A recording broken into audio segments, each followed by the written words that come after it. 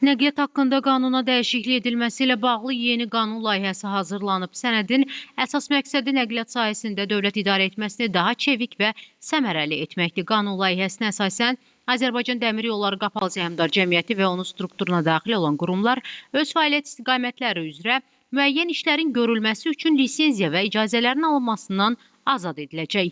Lisenziya və icazə tələb olunmayan fəaliyyət növlərinin siyahısı isə qanun qəbul edildikdən sonra təsdiqlənəcək. Bu məsələlər parlamentin aprelin 1-də keçirilən plenar iclasında müzakirəyə çıxarılmış, nəqliyyat haqqında qanunda dəyişiklik edilməsi barədə qanun layihəsində öz əksini tapıb. Bu dəyişikliklər inzibati prosedurların sadələşdirilməsinə, nəqliyyat sektorunda dövlət müəssisələrinin daha operativ fəaliyyət göstərməsinə və vahid idarəetmə prinsiplərinin tətbiqinə xidmət edir. Qeyd olunur ki, analoji güzəştlər daha əvvəl Azərbaycan-Xəzər Dəniz Gəmiçiliyi Qapalı Səhmdar Cəmiyyəti, Azərbaycan Avtomobil Yolları Dövlət Agentliyi və Azərbaycan Respublikası Kosmik Agentliyi üçün də tətbiq edilmişdi.